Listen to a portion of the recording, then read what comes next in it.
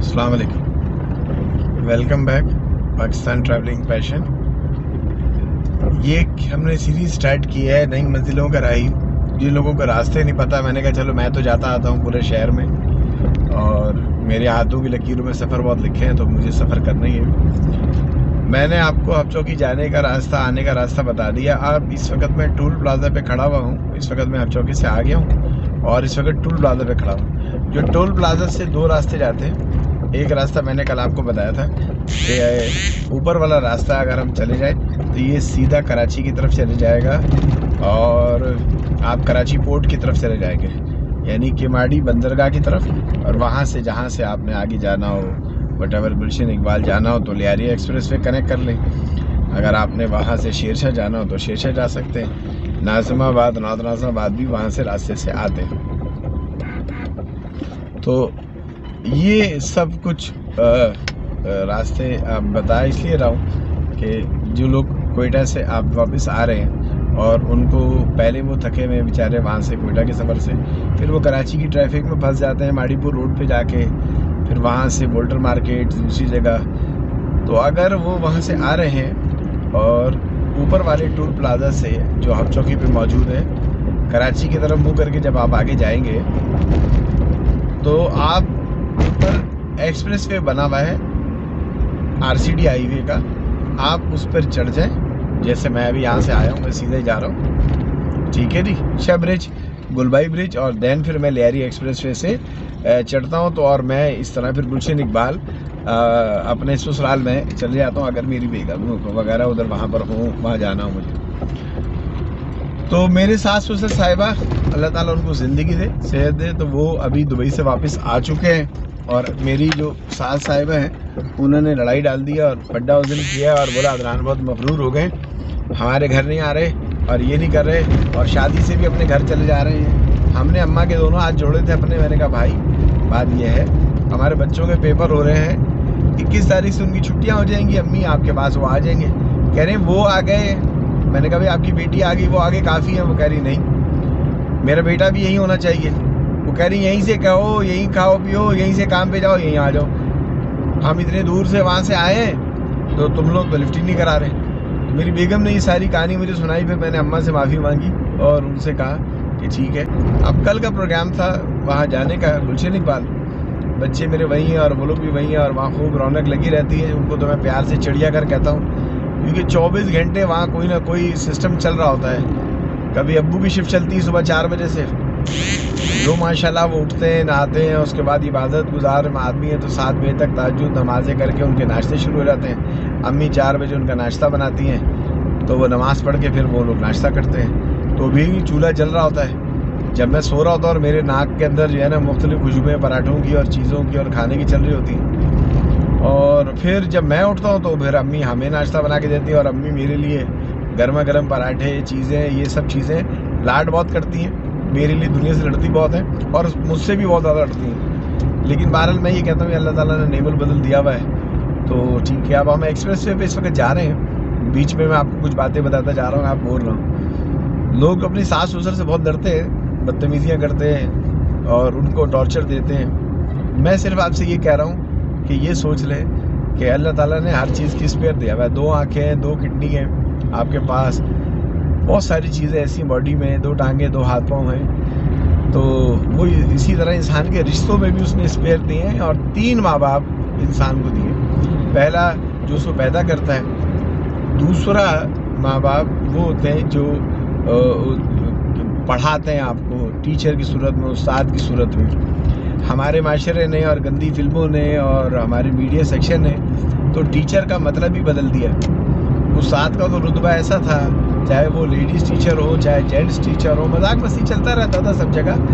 लोग नाम भी रखे होते थे टीचरों के और दुआ करते थे कि यार टीचर नहीं आए, टीचर नहीं आए। लेकिन एक्चुअल में जब स्कूल ख़त्म हो रहा होता था तो बिलक बिलक के रो रहे होते थे टीचरों से लग के, और टीचर भी, क्योंकि साले 10 साल पिटाई खाई होती थी उनके हाथ से, 10 साल।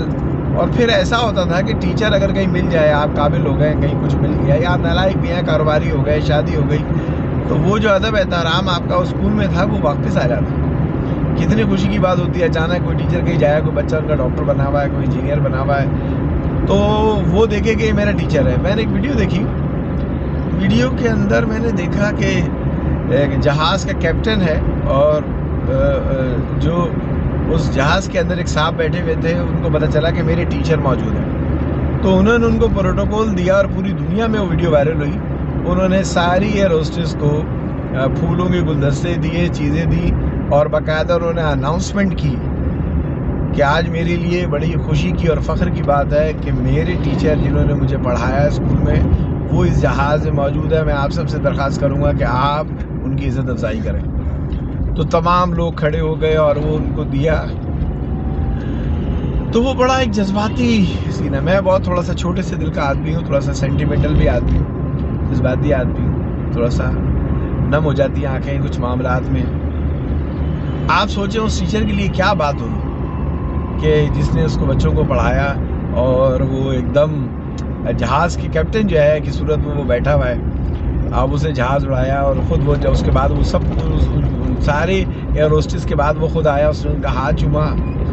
तो वो टीचर तो धन हो गया, मतलब आप समझेंगे उसकी तो सारी ज़िंदगी कमाई होगी। इसी तरीके से तीसरी चीज़ जो है वो वालिदैन, वो सास ससुर है। सास ससुर आपके हैं कि देखें गलतियाँ, खूबियाँ, खामियाँ हम सब के अंदर हैं, लेकिन मैं ये कह रहा हूँ कि लोगों को जब आप इनकी चीज़ों के साथ एक्सेप्ट कर लेते हैं तो होता क्या है कि ना गुजारा हो जाता है। तो अब्बू हमारे बहुत सादा तबीयत है, बहुत स्ट्रिक्ट है, वेल मैनेज आदमी है। अपनी के इलेक्ट्रिक की 45 साल गालिबन जॉब के अंदर ढेरों सर्टिफिकेट्स, कैश इनामात, चीज़ें लिए, ईमानदारी के ये दिए हैं कि वो रिटायर हुए भी कुछ इतने साल हो गए, फिर भी लोग मेरे पास आते हैं। तो अगर मैं कभी बात करते करते तस्करा करता हूँ तो कहते हैं अरे जामिन साहब, अरे जामिन साहब ने तो हमें पानी पकड़ना सिखाया, जामिन साहब ने हमारे साथ ये एहसान किया, जामिन साहब ने यूँ किया, हमें छुट्टी जल्दी दे देते थे, खुद वो हमारे से पहले आ जाते थे। उनका किस रास्ते में आते हुए 3-4 अटक के पंप हैं और सही, और ये मेरे लेफ्ट हैंड पे वो फैक्ट्री आ गई जो जल गई थी। अल्लाह ताला इन सब की मग़फ़िरत करे जो आग में जल गए थे। वैसे इस्लामी तौर पे भी है जो जल के जिसका इंतकाल होता है उसको शहादत का दर्जा दिया था, और ये तो सारे मज़लूम थे। ये जो मेरे साइड पे बिल्डिंग आज भी वीरान पड़ी है। तो मेरी दरख्वास्त है आप लोगों से भी, आप लोग भी इनके लिए एक मरतबा सूरह फातिहा कम से कम पढ़कर बख्श दें ताकि इनकी रूह की साले सवाब कर दें। और जब मैं बच्चों को लेके कभी गुजरता हूँ तो मैं ना कब्रिस्तान के पास से गुजरते हुए बच्चों को दुआएं पढ़ना सिखाता हूँ कि बेटा एक दफ़ा दुरूशी पढ़ लो, एक दफ़ा सूरह फातिहा पढ़ लो। जो कब्रिस्तान में जो बैठे हुए ना वो अब वो हमारे बहुत मोहताज हैं कि हम उनके लिए कुछ पढ़ दें। एक सुबहान अल्लाह पढ़ दें, वो नहीं पढ़ सकते। एक अल्हम्दुलिल्लाह पढ़ दें, वो नहीं पढ़ सकते। तो अब हम लोग ये शेरशाह वाले ब्रिज पे चढ़ गए हैं और जो गिर गया था आपको याद है, इसमें इन्होंने एक कट खा गए थे, बीच में से एक पिलर खा गए थे, उसकी वजह से कई लोगों की जानें चली गई जो बेचारे उस वक्त ज़िंदा भी थे, ब्रिज गिरने के बावजूद फ़ोन पर राब्ते में थे और बिल आखिर उनका इंतकाल हो गया। और अच्छा जी, पेट्रोल डलवा लिया है। गुलबई के नीचे से हम गुज़र रहे हैं, ब्रिज के ऊपर से जाना था, पेट्रोल शेल वाला मिल गया, वहाँ से डलवा दिया। तो क्योंकि जब मैं ऑफिस से निकल रहा होता हूँ सारा दिन इतना टाइम नहीं मिलता, लंच में थोड़ी देर बाद वीडियो बनाता हूँ, फिर आपके लिए क्या निकलता हूँ। अभी मैं ये लियारी एक्सप्रेस वे यहाँ से शुरू होता है, इसके सामने निशानी है कि एक मज़ार है, बहुत पुराना मज़ार है, और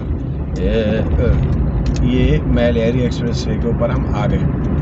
अब यहाँ आपके बाइक की गाड़ी की स्पीड पता चलेगी, लेकिन सारी स्पीडें एक तरफ रह गई। 80 से ज़्यादा गाड़ी चलाना अलाउ नहीं है यहाँ पर, और क्योंकि ज़्यादा एक्सीडेंट इसलिए हो जाते हैं कि लोग 100, 120, 140 चले आते हैं। इस वक्त तकरीबन लियारी, तो मेरी कंजूस बेगम के साथ जो अभी मामलात ये हुए कि उसने मुझे ख़र्चा करना सिखाया थोड़ा सा, कि आप कम पैसे रखेंगे तो कम पैसे खर्च होंगे। तो बाकी जगह तो शहर में कार्ड चल जाता है, लेकिन जैसे भी इलाकों में मैं आया हूँ इस तरफ कार्ड नहीं चल रहा, हब चौकी में कार्ड नहीं चलता, और कुछ जगह ज़्यादती भी की हुई है।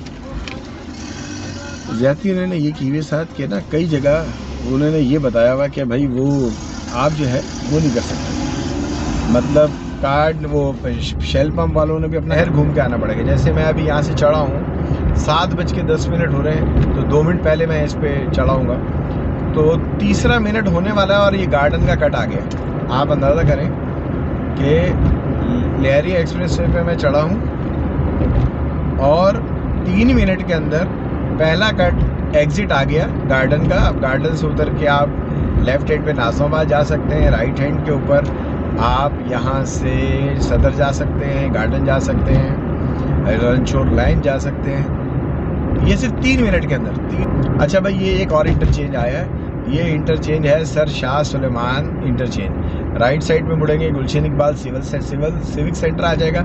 लेफ्ट हैंड पे FB एरिया लियाकताबाद आ जाएगा। लेकिन हम इन दोनों को क्रॉस करके और सीधा जा रहे हैं। इससे बहुत तेज़ी से गाड़ियाँ आ रही होती हैं। जो नए लोग होते हैं उनको बिल्कुल अंदाज़ा नहीं होता कि यहाँ पर क्या हो सकता है। अभी देखें ना, ज़्यादातर गाड़ियों ने लेफ्ट हैंड इंडिकेटर ऑन कर दिया, तो हमने भी लेफ्ट इंडिकेटर ऑन कर दिया, सेफ साइड पे आ गए ताकि वो कट मिस ना हो जाए। फिर हमें सोराब रोड से घूम कर आना पड़ेगा।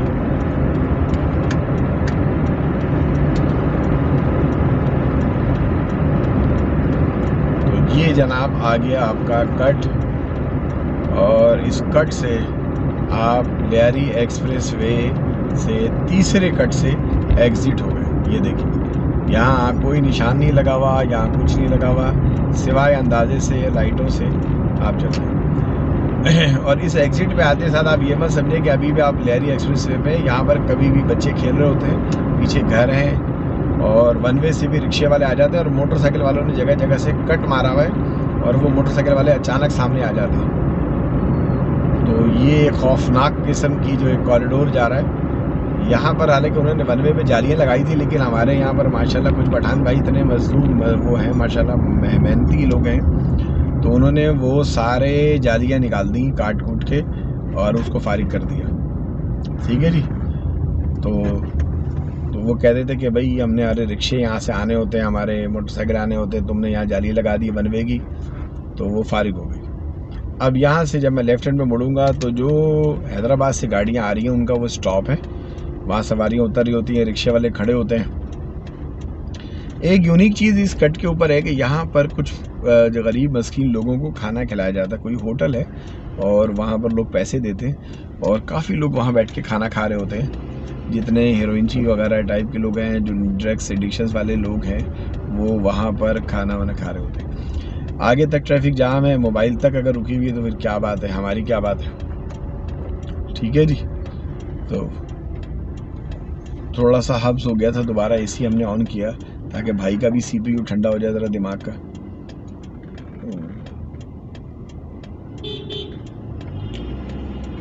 तो यहाँ तक तो मैंने आपको बता दिया। जैसे ही अब हम सीधे होंगे लकीवन मॉल की तरफ, फिर आगे आपने जहाँ जाना है वहाँ करें। वीडियो यहाँ क्लोज करेंगे। ये एक नया ट्रैक का आइडिया है, हम आपके साथ चला रहे हैं। अगर ये चल गया तो आपको तो समझ लें पूरा पाकिस्तान घुमा दूंगा मैं, और आपको सारे रास्ते बताऊंगा। क्योंकि फिरू कमेटी जो मतलब मेरी बेगम साहिबा है और उनके बच्चे, ये लोग तो हर वक्त 2-4 दिन बाद इनकी घबराहट होती है कि भाई कहीं जाना है, कहीं जाना है। तो मेरे हिसाब से ये होगा कि हम तो इतनी जगह जाते हैं, तो आपको तो मैं इतने रास्ते दिखाऊंगा, आप हैरान हो जाएंगे। आप बोलेंगे अदनान भाई आप जी, कई लोग ऐसे बेचारे उनको ड्राइविंग आती है, सादा है, इतने ज़्यादा नहीं घूम सके, मम्मी पापा के साथ आते जाते रहे या ड्राइवर्स के साथ जाते रहे, उनको खुद को रास्ते नहीं आते। ये दूसरे। अच्छा भाई आपका पहुँच गया है, ठीक है। और आपने बताना है कि आपको वो सारी वीडियो कैसी लगी, और आप कहाँ की वीडियो देखना चाहते हैं। कहाँ का भी लाइट गाड़ी में बहुत कम है, लेकिन आपने ये बताना अपने भाई को कि आपकी कौन सी वीडियो आपको पसंद आई। और ये इतनी मेहनत मैंने की, लॉन्ग वीडियोस तो हैं, लेकिन लोगों को कम से कम रास्ते पता चल जाएंगे। तो अपना और अपने आसपास वालों का ख्याल रखिएगा। अदनान रूफ राजपूत को इजाज़त दीजिए। पाकिस्तान ट्रैवलिंग पैशन को आपने सब्सक्राइब करना, लाइक करना और शेयर करना। अल्लाह हाफिज़।